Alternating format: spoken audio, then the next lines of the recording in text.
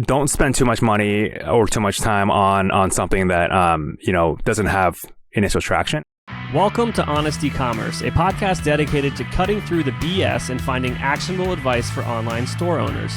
I'm your host, Chase Clymer, and I believe running a direct-to-consumer brand does not have to be complicated or a guessing game. On this podcast, we interview founders and experts who are putting in the work and creating real results. I also share my own insights from running our top Shopify consultancy, Electric Eye. We cut the fluff in favor of facts to help you grow your e-commerce business. Let's get on with the show. Hey everybody, welcome back to another episode of Honest E-Commerce. Today, I'm bringing you an amazing guest, another podcast host as well, Yong-Soo. Welcome to the show. Chase, thanks so much for having me on, man. It's a pleasure. Awesome. So you've got one of the most famous French bulldogs on the internet. Let's dive in and start talking about Spotted Humphrey. Yeah, my wife and I brought home a French bulldog in 2017, and I'm a little biased, but I think he's a pretty good-looking Frenchie, and he's got a big personality. And we just started posting videos and photos, and it just, he just took off on Instagram, and we started getting, I think we hit 10K pretty fast, and then now he's at like 123K on Instagram, and now we're building up his TikTok account. But basically, we brought him home, and a few of his videos went viral. Like, was one where I'm cradling him like a baby, and that one went viral. And so, my wife and I decided to launch a dog boutique called Spotted By Humphrey, which is a play on word from his handle. And that's been going really well. We actually got invited to Shopify's, they were recording some segment for their channel. And it was like a professional studio with like 15, 20 people backstage. And there's like makeup artists. And this is in 2019, and it was just so funny because we were like literally like, I don't know, the crew there was filming for Google, a commercial for Google the week before, and we were here like with our dog, and it was just funny just all around. But yeah, it's been a blast. Awesome. So by now, anyone that has clicked on this because of the thumbnail and the title, it's probably like, what are these guys talking about?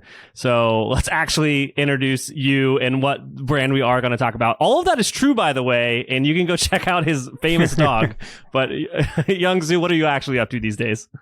I'm the founder and CEO of Urban EDC. So EDC stands for Everyday Carry, and it's like things like you carry, like your wallet, your pen, a flashlight, a pocket knife, maybe.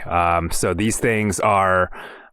It's a really, really deep community. A lot of people are really interested and invested in finding like really rare, unique things they can carry with them. And so Urban EDC launched that in 2015 out of my one-bedroom apartment in San Francisco.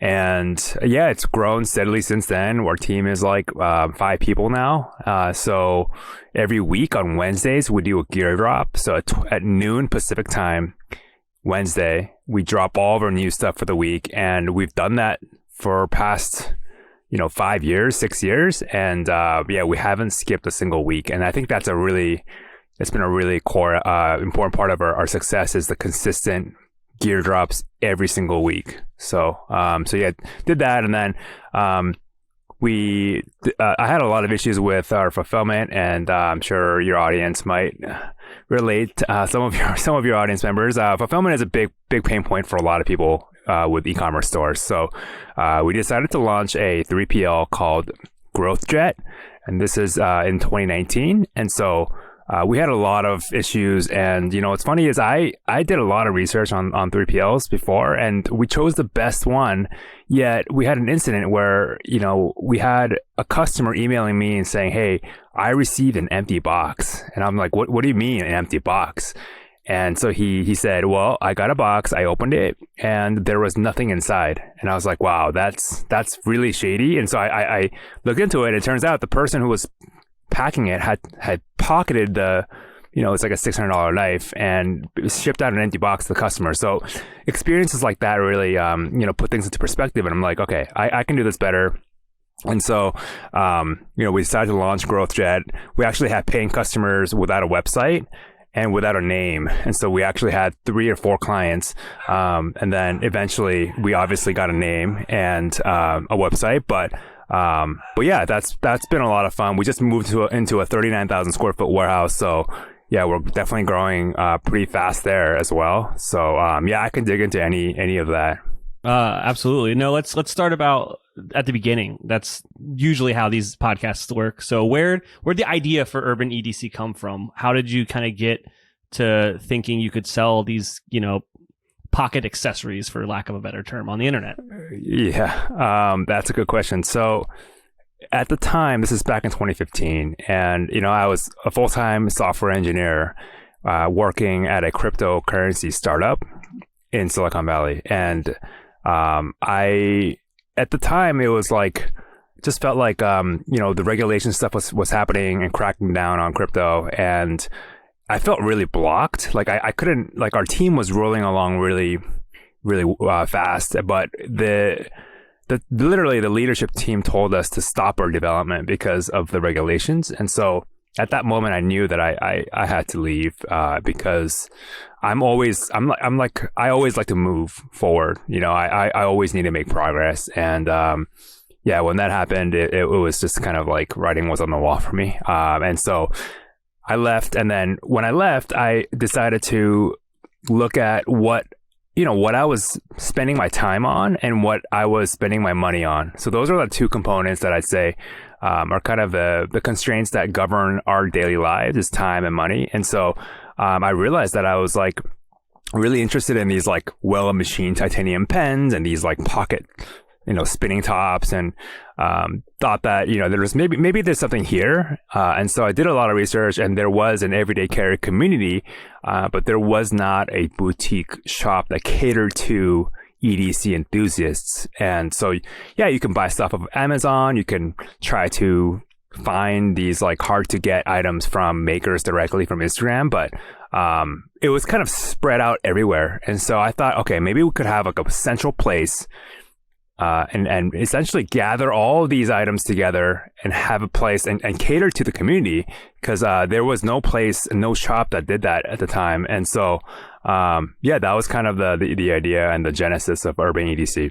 Awesome. So you saw that there was a community here, which is usually a very good indicating factor to kind of validation of the idea. What else did you do to kind of validate this to see if it was a viable business? So funny thing is I bought some stuff off of Amazon to resell on my Shopify site. And I know this sounds kind of wacky, but I just wanted to test to see what people would say about it. Because like I said, there was no shop that really dedicated to this community. And maybe the community wasn't strong enough. Like I just didn't know. And so I bought some like stuff that would, it would be categorized as everyday carry gear, but it wasn't, obviously I didn't get the really like tough, hard to get items from makers yet, but I wanted to just see what the reaction was. And so I bought stuff of Amazon, resold them at the same price. And that just started validating like, okay, maybe there's something here. And so each week we iterate on the drops. So I get feedback. And so we just kept iterating week after week. And here we are.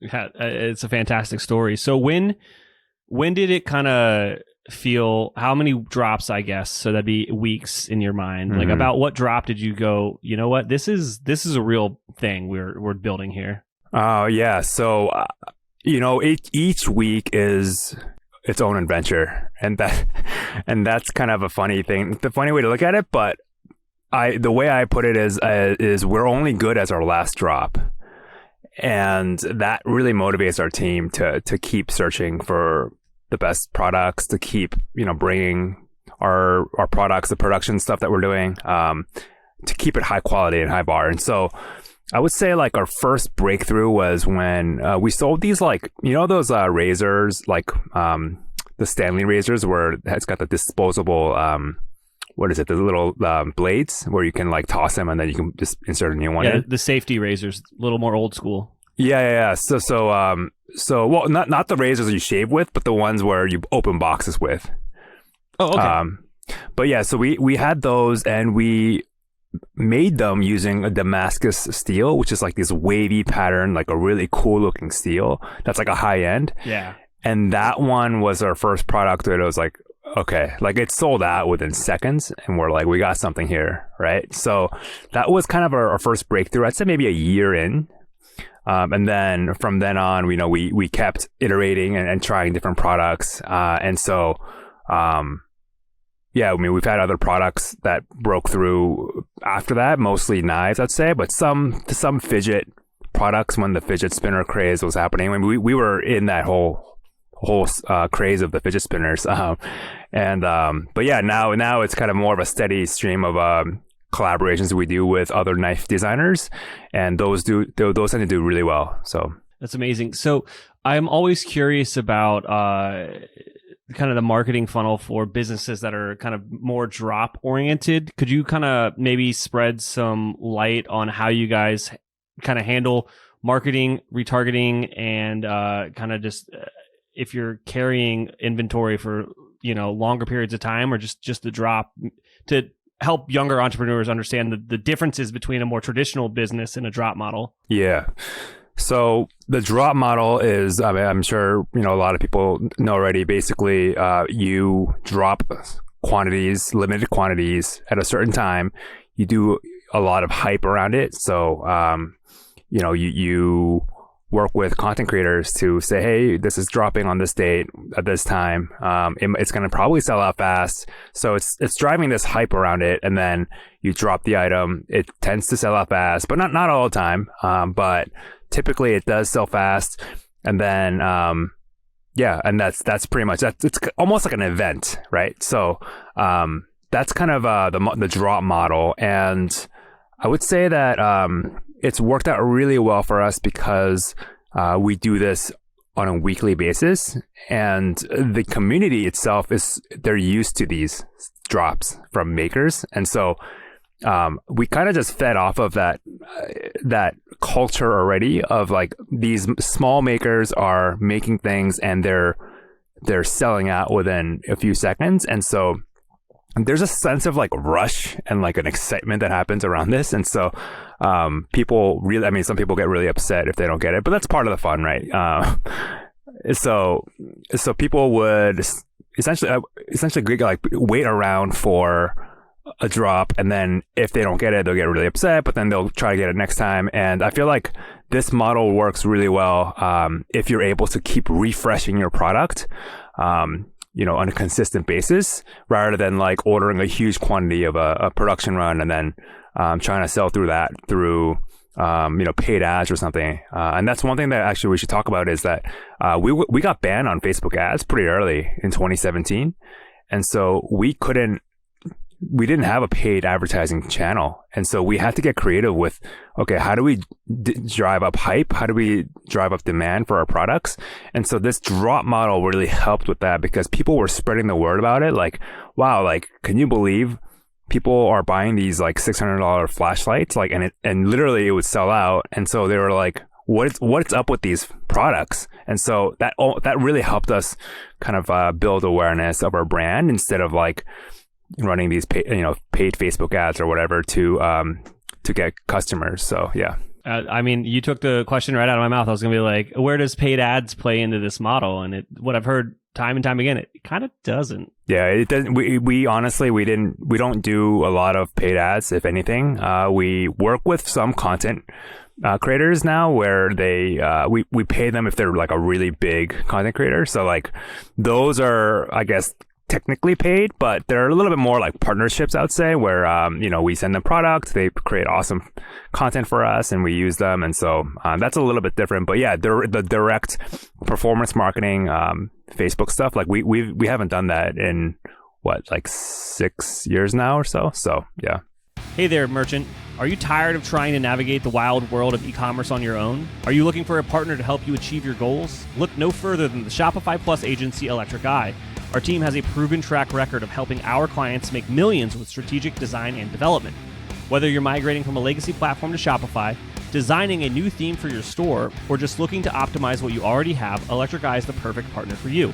Electric Eye are true Shopify experts. Not only is our Shopify knowledge unparalleled, but we have partnerships with all the best tech in the Shopify ecosystem. And don't worry, we're easy to get a hold of. Our clients rave about our fast communication. So here's the deal. If you're an e-commerce business doing over $1 million a year, you can receive a complimentary Shopify diagnostic from our team of experts. That's free, personalized, strategic recommendations to improve your store and grow your business. To get started, head on over to electriceye.io/connect to schedule an intro call with one of our experts. That's electriceye.io/connect. Hey there, merchants. Are you struggling to get your Merchant Center ads approved but keep running into a price mismatching error? Wondering how your competitors are showing reviews, price, delivery, and product availability directly in search results? What if there was a way to get your ads approved for the first time and get more traffic without fighting for rankings? That's where JSON-LD For SEO comes in. It's an app that helps you get more organic traffic to your Shopify store, qualifying you for over a dozen search enhancements, and provides all the structured data you need for Merchant Center. JSON-LD For SEO automatically adds the structured data needed, and it's updated regularly as the rules change by Google. It's a hands-off SEO app that you don't need to monkey around with to get working. It's the safest, easiest, and most effective way to stand out from your competitors in search results. Contact us to get your free structured data audit for your store. Find JSON-LD For SEO in the Shopify App Store to get started. That's JSON-LD For SEO, or go to JSONLD.app, JSONLD.app. Hey everybody, Chase here to talk about an amazing new product that's hitting the market. So, what do brands like Warby Parker, Dr. Squatch, Vital Proteins, and BlendJet all have in common? They're all increasing their abandoned cart revenues by over 10x with Retention.com. Retention.com helps direct-to-consumer brands harness the power of identity to transform lost leads into sales and rapidly expand their abandoned revenues. Retention.com is giving Honest E-commerce listeners 20% off their annual commitment. If you're not seeing the results that you want within 60 days, you can opt out at no charge. Head on over to retention.com/honest. That's retention.com/HONEST to book a demo today.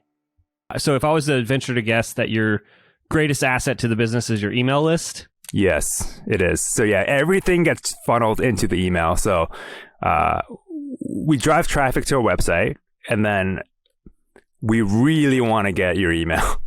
And so we have this like really fun spin the wheel game when you and we're actually A/B testing that constantly. And so we actually have two versions of that running right now, and we're developing a third version right now, and we're gonna A/B test that one against whichever one will win the first test.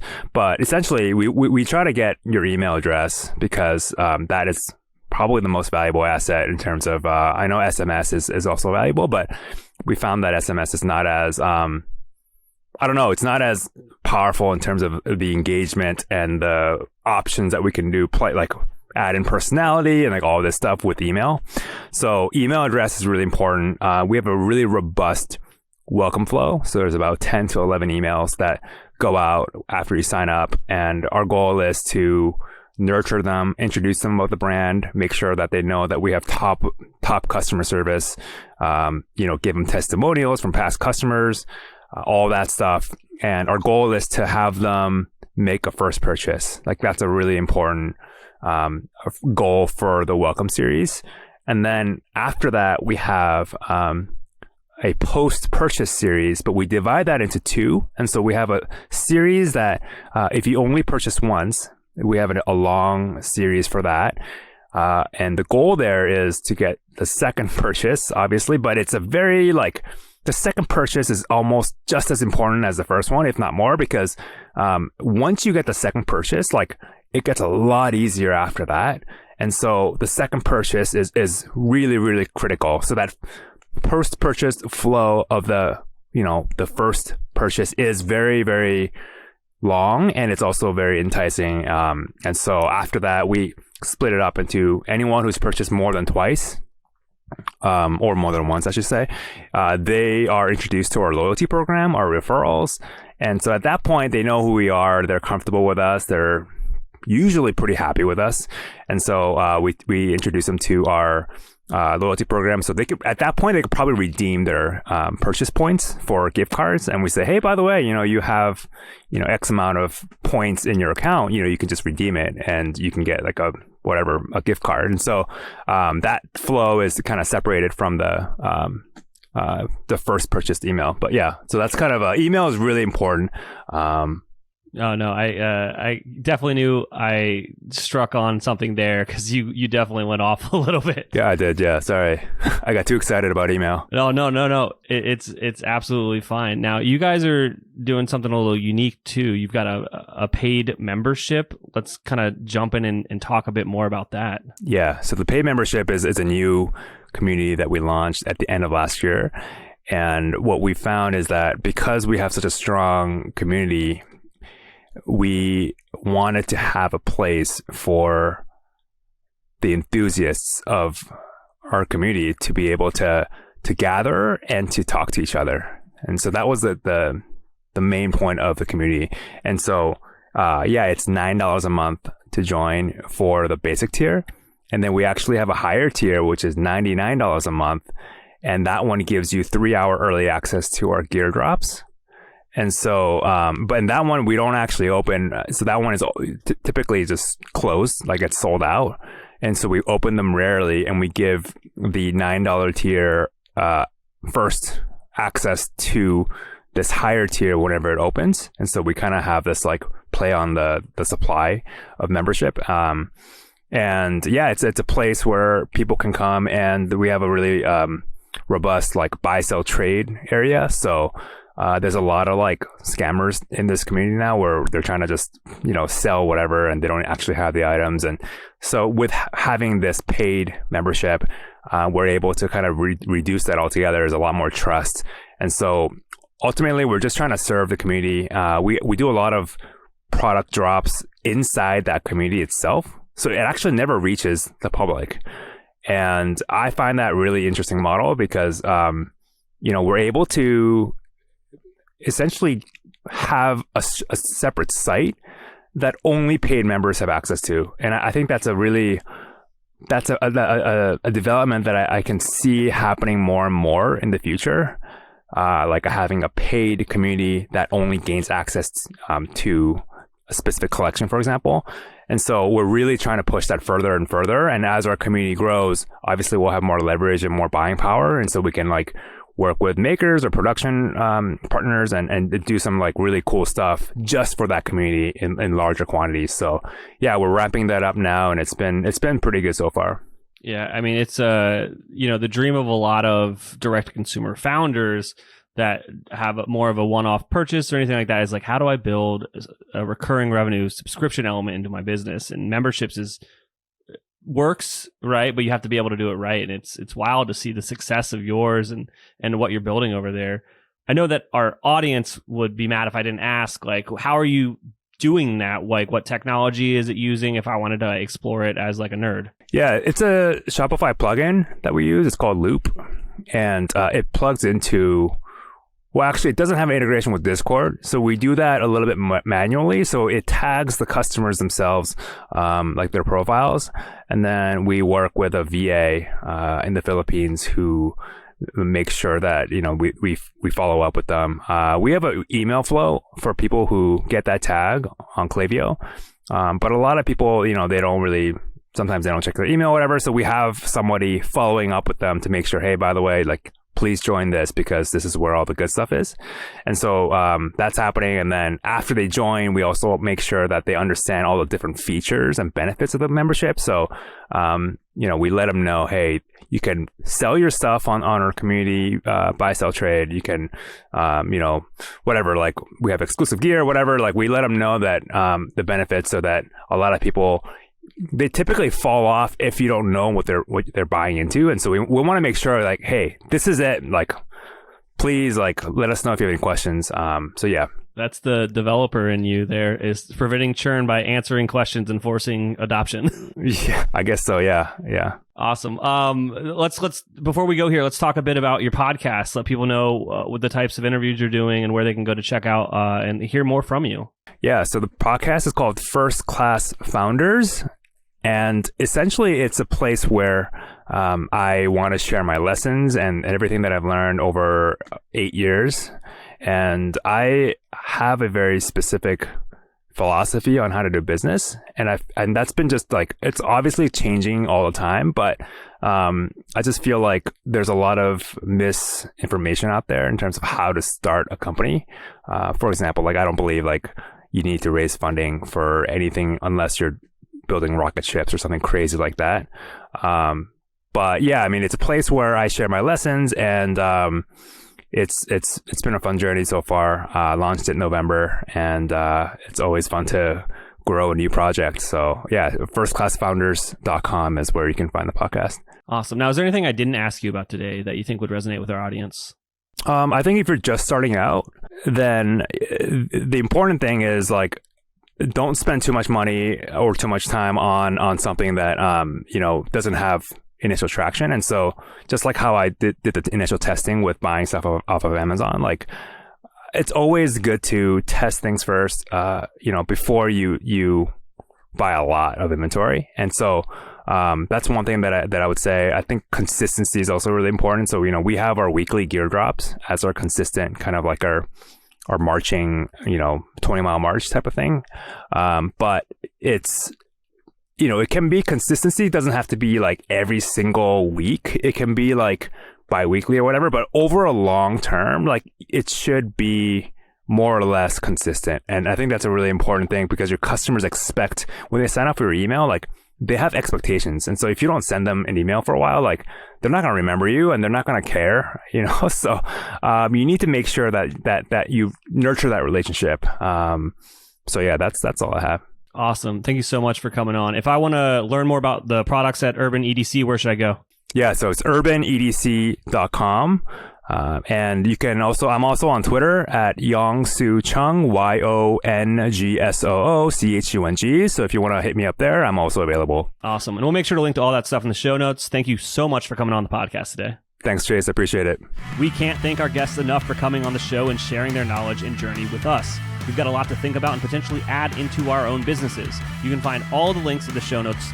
You can subscribe to the newsletter at honestecommerce.co to get each episode delivered right into your inbox. If you're enjoying this content, consider leaving a review on iTunes. That really helps us out.